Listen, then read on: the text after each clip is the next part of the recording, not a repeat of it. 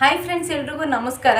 ಇವತ್ತಿನ ವಿಡಿಯೋನಲ್ಲಿ ರಾಜ್ಯ ಸರ್ಕಾರ ಕೆಲವೊಂದು ಬದಲಾವಣೆಗಳನ್ನು ತಂದಿದೆಯಂತೆ. ಏನಂತ ತಿಳ್ಕೊಳ್ಳೋಣ. ಹಾಗೆ ಪ್ರತಿ ತಿಂಗಳು ನೀವು ಗೃಹಲಕ್ಷ್ಮಿ ಯೋಜನೆ 2,000 ರೂಪಾಯಿ ಹಣ ಅಂತ ಏನು ಪಡ್ಕೊತಾ ಇದ್ದೀರಾ, ಅದು ಆಲ್ರೆಡಿ ಹೋದ ತಿಂಗಳೇ ಬಿಡುಗಡೆ ಆಗಿದೆ. 25ನೇ ಕಂತಿನ ಹಣ ಅಂತ ಕೂಡ ತಿಳಿಸಿದ್ದಾರೆ.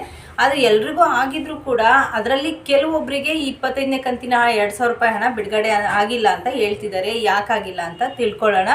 ಹಾಗೆ ಇನ್ನೊಂದು ಏನಪ್ಪ ಅಂತಂದರೆ, ಈ ಒಂದು ಗೃಹಲಕ್ಷ್ಮಿ ಯೋಜನೆಯ ಹಣವನ್ನು ಪಡ್ಕೋಬೇಕು ನೀವು ಪ್ರತಿ ತಿಂಗಳು ಅನ್ನೋದಾದರೆ ರಾಜ್ಯ ಸರ್ಕಾರ ಏನು ಹೇಳ್ತಿದೆ ಅಂತಂದರೆ, ನೀವು ಲೈಫ್ ಸರ್ಟಿಫಿಕೇಟ್ನ ಮಾಡಿಸ್ಬೇಕು ಅಂತಂದರೆ ಜೀವಿತ ಪ್ರಮಾಣ ಪತ್ರವನ್ನು ಮಾಡಿಸ್ಬೇಕು ಅಂತ ತಿಳಿಸ್ತಾ ಇದೆ. ಹಾಗಾದರೆ ಇದನ್ನು ಎಲ್ಲಿ ಮಾಡಿಸ್ಬೇಕು, ಹೇಗೆ ಮಾಡಿಸ್ಬೇಕು ಅಂತ ಕೂಡ ತಿಳ್ಕೊಳ್ಳೋಣ. ಹಾಗೆ ಇನ್ನೊಂದೇನಪ್ಪ ಅಂತಂದರೆ, ಲಕ್ಷ್ಮೀ ಹೆಬ್ಬಾಳ್ಕರ್ ಅವರು ಸೋಷಿಯಲ್ ಮೀಡಿಯಾನ ಯೂಸ್ ಮಾಡೋಂಗಿಲ್ಲ ಅಂತ ಹೇಳಿ ತಿಳಿಸ್ತಾ ಇದ್ದಾರೆ. ಹಾಗಾದರೆ ಸೋಷಿಯಲ್ ಮೀಡಿಯಾ ಅಂದರೆ ಏನೇನು ಯೂಸ್ ಮಾಡಬಾರ್ದು, ಯಾಕೆ ಯೂಸ್ ಮಾಡಬಾರ್ದು ಅಂತ ಈ ಒಂದು 3 ವಿಷಯದ ಬಗ್ಗೆ ನಾವು ಇವತ್ತಿನ ವಿಡಿಯೋನಲ್ಲಿ ತಿಳ್ಕೊತಾ ಹೋಗೋಣ.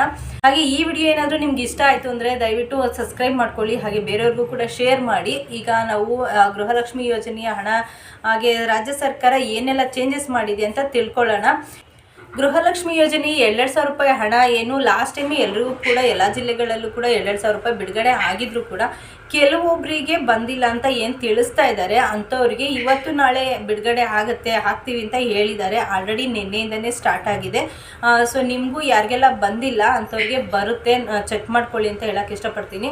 ಹಾಗೆ ಇನ್ನೊಂದು ಏನಪ್ಪ ಅಂತಂದರೆ, ರಾಜ್ಯ ಸರ್ಕಾರ ಏನು ಹೇಳ್ತಿದೆ ಅಂದರೆ, ನೀವು ಪ್ರತಿ ತಿಂಗಳು ಗೃಹಲಕ್ಷ್ಮಿ 2,000 ರೂಪಾಯಿ ಹಣ ಏನು ಪಡ್ಕೊತಾ ಇದ್ದೀರಾ ಅಂಥವ್ರೆಲ್ಲರೂ ಕೂಡ ಜೀವಿತ ಪ್ರಮಾಣ ಪತ್ರವನ್ನು ಮಾಡಿಸ್ಬೇಕು, ಅಂದರೆ ಲೈಫ್ ಸರ್ಟಿಫಿಕೇಟನ್ನು ಮಾಡಿಸ್ಬೇಕು ಅಂತ ಹೇಳ್ತಾ ಇದೆ. ಆ ಒಂದು ಬದಲಾವಣೆಯನ್ನು ತರ್ತೀವಿ ಅಂತ ಕೂಡ ತಿಳಿಸ್ತಾ ಇದೆ. ಹಾಗೆ ಏನು ಅದನ್ನು ಇನ್ನೂ ಸ್ಟ್ರಿಕ್ಟಾಗಿ ಜಾರಿಗೆ ಇನ್ನೂ ತಂದಿಲ್ಲ, ಆದರೆ ಮುಂದೆ ತರ್ತೀವಿ ಅಂತ ಹೇಳ್ತಾ ಇದ್ದಾರೆ. ಯಾಕೆ ಅಂತಂದರೆ, ಆಲ್ರೆಡಿ ಯಾರೆಲ್ಲ ಸತ್ತೋಗಿರ್ತಾರೋ ಅಂಥವ್ರ ಅಕೌಂಟ್ಗೂ ಕೂಡ ಇನ್ನೂ ಇದ್ದಾರೆ ಅಂತ ಅಂದ್ಕೊಂಡು ಆ ದುಡ್ಡನ್ನು ಹಾಕ್ತಾಯಿದ್ರು. ಯಾಕಂದರೆ ಇದಕ್ಕೆ ಒಂದು ಸರಿ ಏನಾದರೂ ಗೃಹಲಕ್ಷ್ಮಿ ಹಣ ಅಂತ ಹೇಳಿ ಸ್ಟಾರ್ಟಿಂಗಲ್ಲಿ ಎಂಟ್ರಿ ಆಗಿ ಅವ್ರಿಗೆ ಹಣ ಬರೋಕ್ಕೆ ಶುರುವಾಗಿದ್ದರೆ ಯಾವುದೇ ಒಂದು ಸರ್ಟಿಫಿಕೇಟ್ನ ಮಾಡಿಸ್ದೇ ಇರೋದ್ರಿಂದಾಗಿ ಸರ್ಕಾರ ಅವ್ರಿಗೆ ಪ್ರತಿ ತಿಂಗಳು 2,000 ರೂಪಾಯಿನ ಹಾಕ್ತಾ ಹೋಗ್ತಾ ಇತ್ತು. ಸೊ ಇದು ಅವರು ಸತ್ತೋಗಿದ್ರು ಕೂಡ ವರ್ಷಾನುಗಟ್ಟಲೆ ಅವ್ರಿಗೆ ಅಕೌಂಟ್ಗೆ ದುಡ್ಡು ಹೋಗಿದೆ, ಅದನ್ನು ಬೇರೆಯವ್ರು ಕೂಡ ಯೂಸ್ ಮಾಡ್ಕೊಂಡಿದ್ದಾರೆ ಅನ್ನೋದು ಗೊತ್ತಾಗ್ತಾ ಇದೆ. ಇದರಿಂದ ರಾಜ್ಯ ಸರ್ಕಾರಕ್ಕೆ ತುಂಬ ಲಾಸ್ ಆಗ್ತಿದೆಯಂತೆ.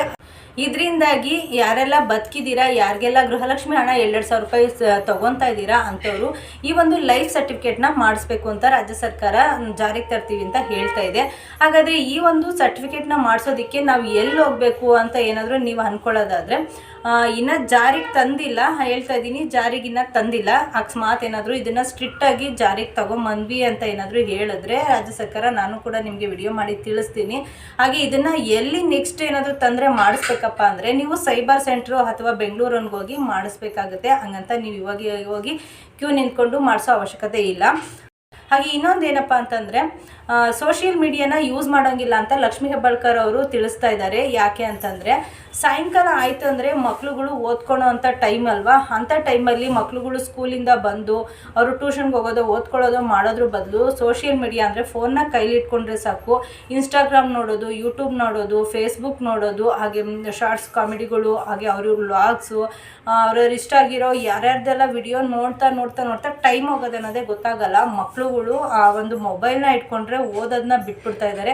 ಅದಕ್ಕೋಸ್ಕರವಾಗಿ ರಾಜ್ಯ ಸರ್ಕಾರ ಮುಂದಿನ ದಿನದಲ್ಲಿ ಈ ಒಂದು ಸೋಷಿಯಲ್ ಮೀಡಿಯಾನ ಚಿಕ್ಕ ಮಕ್ಕಳು ಯೂಸ್ ಮಾಡಬಾರ್ದು ಅಂತ ಕೂಡ ಜಾರಿಗೆ ತರ್ತೀವಿ ಅಂತ ಕೂಡ ಹೇಳ್ತಾ ಇದ್ದಾರೆ. ಬಟ್ ಇನ್ನೂ ಜಾರಿಗೆ ತಂದಿಲ್ಲ.